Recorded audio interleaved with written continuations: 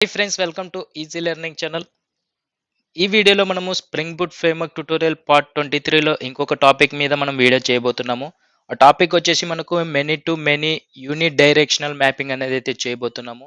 ఈ many to many unit directional concept ఏంటి, mapping ఏంటి అనేది అయితే తెలుసుకున్న తర్వాత మనము ప్రాక్టికల్‌గా కోడింగ్ అనేది అయితే రాస్తాము. అది మీకు క్లియర్‌గా ఎక్స్‌ప్లెయిన్ చేస్తాను. మీకు వీడియోలో ఎక్కడైనా డౌట్స్ వస్తే వెంటనే కామెంట్ అయితే చేయండి. అండ్ ప్రీవియస్ వీడియోస్ కూడా చూడకపోతే మన ఛానల్‌లో ప్రీవియస్ వీడియోస్ పార్ట్ వైస్‌గా వీడియోస్ అనేదైతే అప్‌లోడ్ చేశానో, ఆ వీడియోస్ అనేదైతే చూసి నేర్చుకోండి. ఎవరైతే స్ప్రింగ్ బూట్ ఫ్రేమ్‌వర్క్ నేర్చుకోవాలనుకుంటున్నారో వాళ్ళకి ఈజీగా ఉంటుంది. అండ్ ఇక్కడ చూసుకున్నట్లయితే మనము మెనీ టు మెనీ మ్యాపింగ్ యూనిట్ డైరెక్షనల్‌లో మనము 2 టేబుల్స్ అనేదైతే తీసుకున్నామో, ఒక customer table and item table. Customer table వచ్చేసి మనకు మెనీ కస్టమర్స్ అనేదైతే ఉంటారు. ఆ మెనీ కస్టమర్స్‌కి మెనీ ఐటెమ్స్ అంటే ఒక సింగిల్ కస్టమర్‌కి మెనీ ఐటెమ్స్ అసైన్ చేసుకోవచ్చు. లేదా సింగిల్ ఐటెమ్ అనేదైతే అసైన్ చేయొచ్చు. ఇక్కడ మెనీ కస్టమర్స్‌కు ఉంటారు కాబట్టి మెనీ కస్టమర్స్‌కి మెనీ ఐటెమ్స్ కూడా అసైన్ చేయొచ్చు కాబట్టి మనకి ఈ many to many unit directional mapping అనేసి అయితే అంటున్నాము. ఎప్పుడైతే మనం కస్టమర్ ఎంటిటీ క్రియేట్ చేసుకుంటామో ఆ కస్టమర్ ఎంటిటీలో మనకు ఓహ్, మెనీ కస్టమర్స్‌కి మెనీ ఐటెమ్స్ అసైన్ చేస్తాం కాబట్టి అప్పుడు మనం కస్టమర్ ఎంటిటీలో మ్యాపింగ్ అనేది అయితే చేసుకుంటాం యూనిట్ డైరెక్షనల్ ఉన్నప్పుడు.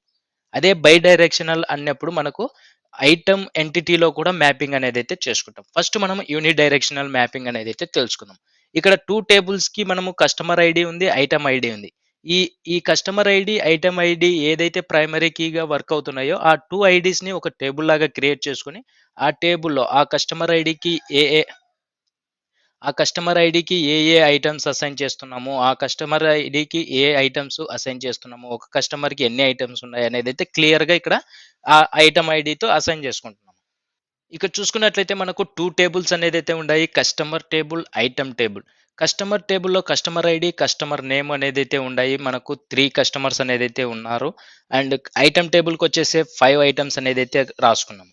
ఇక్కడ మనకు ఒక కస్టమర్‌కి ఒక ఐటెమ్ అనేదైతే అసైన్ చేసుకోవచ్చు. అండ్ ఒక కస్టమర్‌కి మెనీ ఐటెమ్స్ కూడా అసైన్ చేయొచ్చు. అంతే కదా! మనకు ఒక కస్టమర్‌కి మెనీ ఐటెమ్స్ ఉండగలచ్చు. అండ్ అలా అదే విధంగా ఇక్కడ మెనీ కస్టమర్స్‌కి మెనీ ఐటెమ్స్ అనేదైతే అసైన్ చేసుకోవచ్చు. కాబట్టి మనకు మెనీ టు మెనీ మ్యాపింగ్ అనేదైతే అంటున్నామో, ఈ మెనీ టు మెనీ మ్యాపింగ్‌లో యూని డైరెక్షనల్ అన్నప్పుడు మనకు కస్టమర్‌లో మనం many to many unidirectional mapping అనేదైతే జరుగుతాది. ఎప్పుడైతే బై డైరెక్షనల్ అన్నామో అప్పుడు ఐటెమ్ ఎంటిటీ నుండి కూడా మ్యాపింగ్ అనేదైతే చేసుకుంటాము.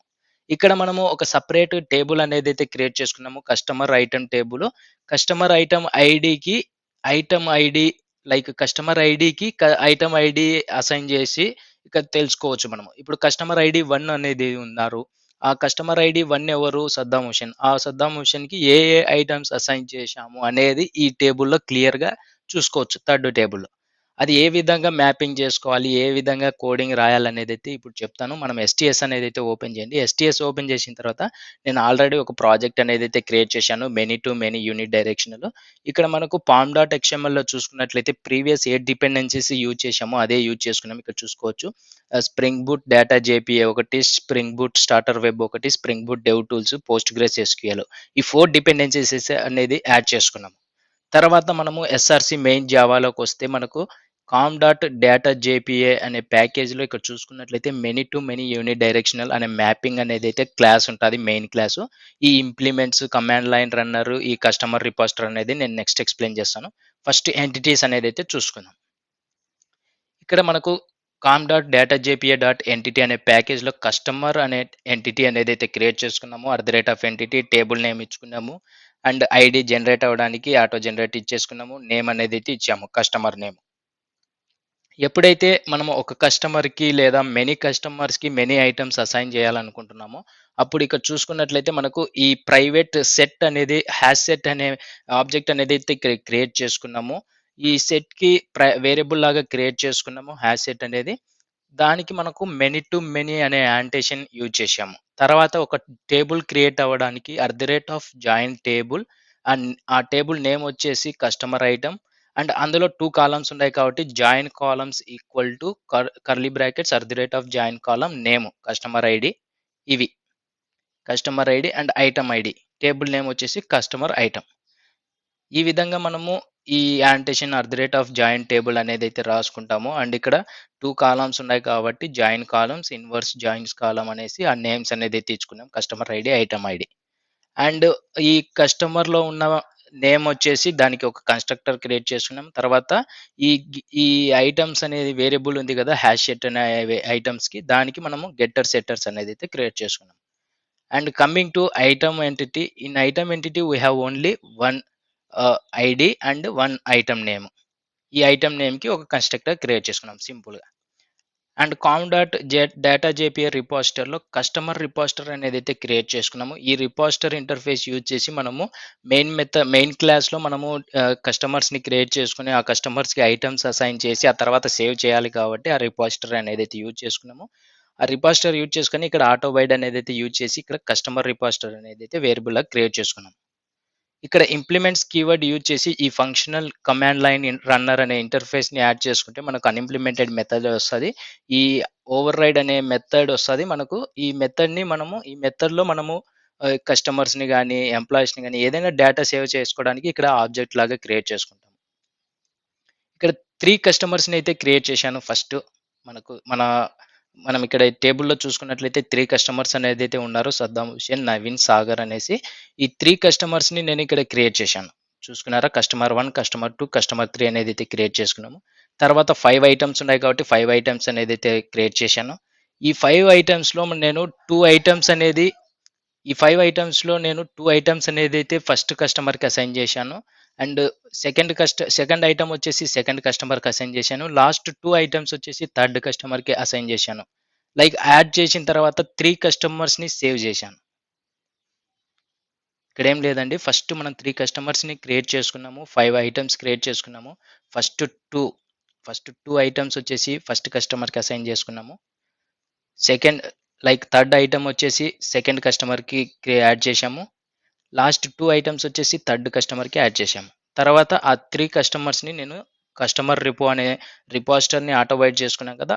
దాన్ని యూజ్ చేసుకొని నేను సేవ్ చేశాను. సేవ్ చేశాను కదా! ఇప్పుడు రైట్ క్లిక్ అనేదైతే ఇచ్చేద్దాము. రైట్ క్లిక్ ఇచ్చేసి రన్ యాజ్‌లోకి వచ్చేసి స్ప్రింగ్ బూట్ యాప్ అనేదైతే క్లిక్ చేయండి. మనకు ప్రాజెక్ట్ అనేదైతే రన్ అయితది. మీరు పోస్ట్‌గ్రెస్ ఎస్‌క్యూఎల్ కూడా యూజ్ చేస్తుంటే మీరు SRC main resource application dot ప్రాపర్టీస్‌లో అయితే కంపల్సరీ మన డేటాబేస్ కాన్ఫిగరేషన్స్ అయితే ఇచ్చుకోవాలి. నేను ఇక్కడ సర్వర్ పోర్ట్ నంబర్ వచ్చేసి 9000 అనేదైతే యూజ్ చేస్తున్నాను. మీరు ఈ ప్రాజెక్ట్ ఈ డేటా కాన్ఫిగరేషన్ అన్నీ ఇచ్చేసిన తర్వాత అన్నీ కరెక్ట్‌గా ఉన్న తర్వాత మీరు ప్రాజెక్ట్ అనేదైతే రన్ చేయండి. నేను ఇవన్నీ ఇచ్చేశాను.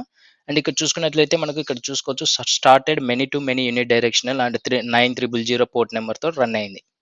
ఇప్పుడు మనము పోస్ట్‌గ్రెస్ ఎస్‌క్యూఎల్ యూజ్ చేస్తున్నాం కాబట్టి మనకి ఎస్‌క్యూఎల్ సెల్ అనేది మనకు ఉంటుంది ఆల్రెడీ. దాన్ని ఓపెన్ చేయండి. ఓపెన్ చేసి 4 టైమ్స్ ఎంటర్ చేస్తే పాస్వర్డ్ అనేదైతే అడుగుతది.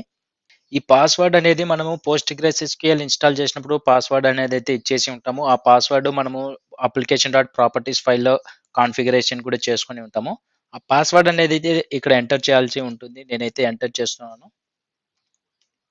ఎంటర్ చేసిన తర్వాత మనకిక్కడ మన టేబుల్ అయితే మనం ఏదైతే ఎంటిటీస్ క్రియేట్ చేసుకున్నామో, అందులో మనం టేబుల్ నేమ్స్ కూడా ఇచ్చేసుకున్నాం కదా! టేబుల్ నేమ్ అని. ఈ టేబుల్ నేమ్‌ని మనము క్వెరీ అనేదైతే హిట్ చేయాల్సి ఉంటుంది. Select star from customer customer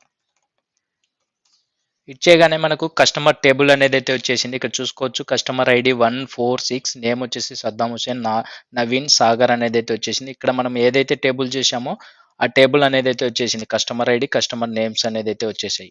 ఇప్పుడు అలాగే ఐటెమ్ టేబుల్ కూడా చూద్దాము. Select star from item table. మనం ఐటెమ్ ఎంటిటీలో టేబుల్ నేమ్ ఏదైతే ఇచ్చుకున్నామో అదైతే హిట్ చేయాల్సి ఉంటుంది. సింపుల్‌గా ఐటెమ్ అనేదైతే ఇచ్చేసాము. ఐటెమ్ అనేదైతే ఎంటర్ చేయగలుగుతాం. ఐటెమ్ అనేదైతే ఎంటర్ చేయగానే మనకు ఏమేమి ఐటెమ్స్ అయితే ఇచ్చేసుకున్నామో 2, 3, 5, 7, 8 అనేదైతే ఇచ్చాం కదా! ఐటెమ్ ఐడీస్ వచ్చాయి. జనరేట్ అయ్యాయి. ఐటెమ్ నేమ్స్ వచ్చేసి మనము మెయిన్ క్లాస్‌లో ఇక్కడ మనం ఏదైతే ఐటెమ్ సెట్ చేసామో ఐటెమ్స్ క్రియేట్ చేసుకున్నాం. మొబైల్ ఐటెము, ఐటెమ్ 2 వచ్చేసి ల్యాప్‌టాప్, ఐటెమ్ 3 వచ్చేసి ఇయర్‌ఫోన్స్, ఐటెమ్ 4, ఐటెమ్ 5 వచ్చేసి హెడ్‌సెట్, మౌస్ అనేదైతే ఇచ్చాము.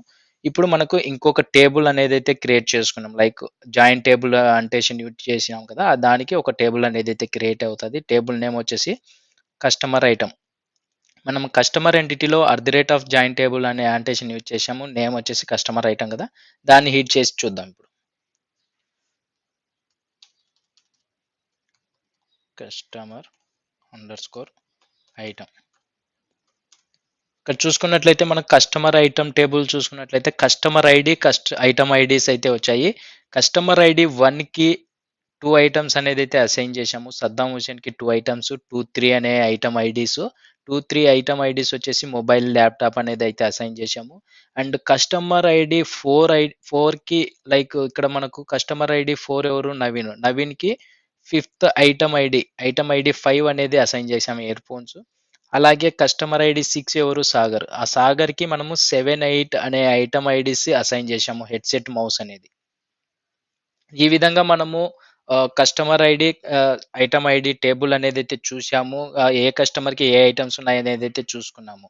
అండ్ మీకు ఈ many to many mapping, unidirectional mapping అర్థమైందనేసి అనుకుంటున్నాను. మీకు ఇంకా ఏదైనా డౌట్స్ ఉంటే వెంటనే కామెంట్ సెక్షన్‌లో కామెంట్ చేయండి. లేదా డిస్క్రిప్షన్‌లో గ్రూప్ లింక్స్ ఉంటాయి. జాయిన్ అయ్యి మెసేజ్ అయితే ఇచ్చేసి మీ డౌట్స్ అనేదైతే క్లారిఫై చేసుకోండి. అండ్ నెక్స్ట్ వీడియోస్‌లో మనం many to many by directional concept అనేది నేర్చుకుందాము. అండ్ మన ఛానల్ నుండి వస్తున్న అప్డేట్స్ మిస్ అవ్వకుండా పొందాలంటే సబ్స్క్రైబ్ చేసుకోండి ఫ్రెండ్స్. సబ్స్క్రైబ్ చేసుకున్నట్లయితే నేను చేసిన వీడియోస్ మీ మొబైల్‌కి నోటిఫికేషన్ ద్వారా పొందుతారు. వీడియోస్ అనేదైతే మిస్ అవ్వకుండా చూసి అర్థం చేసుకుంటారనేసి అయితే నేను అనుకుంటున్నాను. అండ్ వీడియో గనుక నచ్చితే లైక్ చేసేయండి friends. Thank you friends videos చూసుకున్నందుకు.